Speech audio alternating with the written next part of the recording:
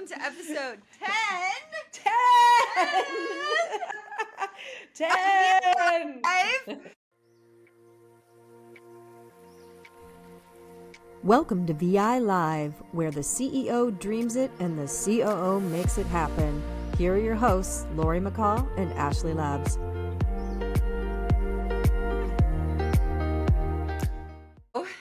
Starting something new is scary. So is listening to our first episode of this podcast. So scary. Please, if you are watching this, do not go back to episode 1. We are so much better. Ashleigh, I think the only people who have listened to our first episodes are literally our families and like one odd person who made it through the first 50 seconds. Yes. Oh my goodness. Yes. New things and getting better in public are so hard, but we are still here. We are still here. Welcome to episode 10. 10! 10! And if you didn't know, most podcasts don't make it past episode 3. So here we are. Here we are. We have not been fired yet. And the fact that we are 10 episodes in with better flow, clearer stories, and more one takes than Jay-Z, that's all that matters. We are here for episode 10. So, Ash, why don't we kick this off?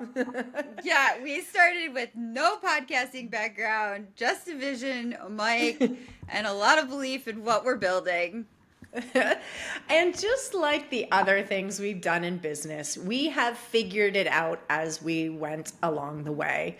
The earlier clips were raw, but they were real, and each episode taught us something new about our voice, our message, and more importantly, what the audience wants and what the audience needs.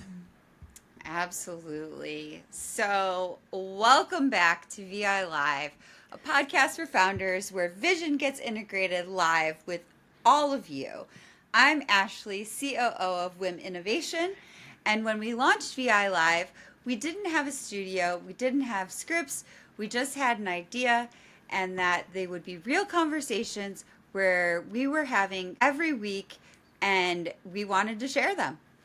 Yeah, and that's where every good idea starts, with the willingness to look a little unpolished while we figured it out. But I will say, when we started this, we had a clear problem that we were trying to solve, which is for many of us founders or co-founders or teams that are getting started, there really isn't a place where they show you the messy middle. And that's what a lot of founders were looking for. And I know when I started WHIM 8 years ago, that's what I was looking for. I was looking for the raw conversations about, holy crap, what do you do when you can't make payroll? Holy crap, what do you do when you just lost your largest client? Or holy crap, what do you do when you're growing so quickly the wheels are falling off the wagon? So our takeaway from 10 episodes of VI Live is you don't have to be an expert to start. You just have to start. And overcoming that fear of getting better in public is exactly where you start. And you don't have to wait for perfect to show up. You just build it by showing up. So one episode at a time. And then we listened. We reviewed the scripts. We identified where the energy dropped, which stories resonated, and what needed to be removed. Mm-hmm. And we used all our own tools, right? Data, structure, feedback. And that's what made episode 10 flow smoother than episode 1. It's not magic. It's just momentum. It's the feedback loop. So practice is how you earn confidence, not the other way around. This mirrors the exact experience our clients grow through when we bring in automation, new systems, or AI agents. They're resistant, they're unsure, they're used to doing things manually because it works. And we put numbers to it and we share stories with that. And then we measure it, week by week as the teams are using more and more of the work that we built for them. And then suddenly everything starts to shift. And then you start to see the new ideas, I wish we could do this here. I wish we could do that. And the product roadmap gets rolling. You don't have to be tech savvy. You just have to be open. And really, when we're talking about that manual piece that they're doing, that's the process. The process has to come first. The process is the key. Process has to be sticky. And then once that mindset is there from a process standpoint, the momentum follows in terms of automations and technology and the tools. So, big piece to really think about here is progress doesn't come from knowing, it comes from trying in terms of the tools, the technology, but it starts with the people and the process. So really we've got to look at that when we're really getting things off of the ground. Right.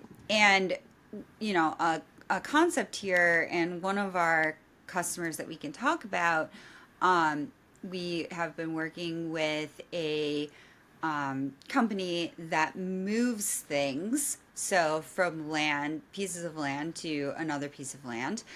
And the transformation that they have seen is, we knew we were going to be working with people at a wide range of ages, as well as people with a wide range of technology background. Very little to, some knowing more about technology, but not actually having the experience, knowing the value of it, knowing how it can impact process. Some in the organization not even understanding how the whole process within the organization works. They only know their one little piece, and they know what they need to do, right? So there's definitely resistance to technology. I tell people they were using paper and pencil, and it's the truth. And so we came in and said, okay, well, here's an iPad and here's a form, and we're digitizing this. And you can imagine the looks we got. However, they have now embraced it, and they've realized that it's creating efficiencies. Even the ones who were resistant are now saying, okay, well, why do I have to fill out the piece of paper? Why can't I just do this? And so we're seeing phone calls eliminated. We're seeing text messages go down in terms of the amount and the quantities and the numbers and all of these things. So we're really seeing an impact, and there's so much more opportunity to go. And it's really exciting. It is, a learning curve. It's a hurdle. There's a lot happening. There's still more to go. But just implementing something that we may think of as so small, because we're in technology every day and doing these different things, is really going to have such a large impact on the business efficiencies and revenue streams and cash flow and all of these large pieces at the end of the day, that we're going to be able to see come down the road. Yeah, I love that. And I love that story too, because you're so right. In a number of these environments, there's very different reasons why people are resistant, It's, they're used to doing things a certain way for many decades. And then you also have kind of a younger generation coming up and saying, why have we been doing it this way? And I love how what we did was we iterated, right? We put our our advice to practice that we had earlier in this episode, where, we started with designing it with the users, those that are in it every single day. And then we iterated it multiple times once the concept of design was implemented and tested. And we just kept getting better and better and better with efficiency. And even down to time studies for how long it should take, at each of these different points in the process. How long should the intake process take? What's our ideal timestamp?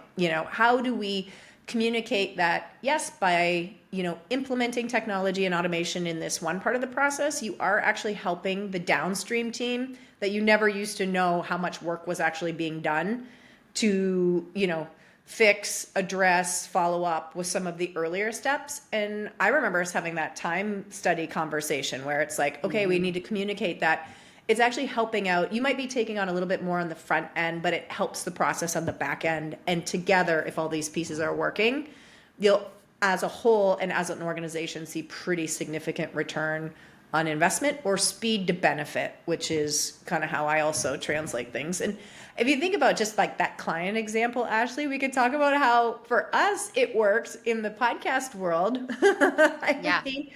We had no experience doing this before, but we picked the right tools. We trained the team. We worked with our account leaders to get feedback on how we can make our pod better, how we can get more clarity, how we can improve it. And now here we are on episode 10, still going, still going, much better than episode 1, and having a lot of fun with it as well. So what I will share, I know all of us were resistant at first. Ashleigh, I know you were a little resistant at first. I was a little bit overly excited and then found that it was a lot harder afterwards. You're kind of like the brakes. I was the gas. And then we ended up coming together midway to say, okay, how is this all coming together? So what I would say is that resistance or that friction that you feel is often a signal that you're stepping into something bigger, not necessarily stepping into something that'll make your life worse. Well, I mean, I think I don't know.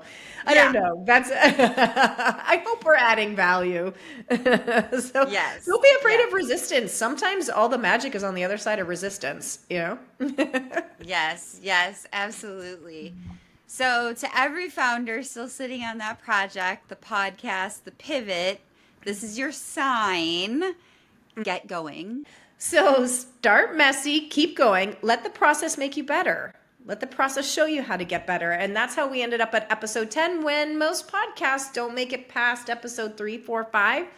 And whatever you're doing, we hope that it takes you to where you want to be next. And that's part of why we share a lot of our startup story, our pivot story, and some of the lessons that we work through. So for your clarity break after listening to the pod, what are the things you've been waiting to start, and what would change if you just gave it 10 reps?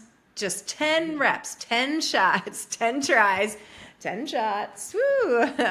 And as always, you can find us. And as always, you can find and connect with us on LinkedIn, Instagram, YouTube at We Are WHIM. I'm Lori McCall. We got Ashleigh Labs, CEO and COO.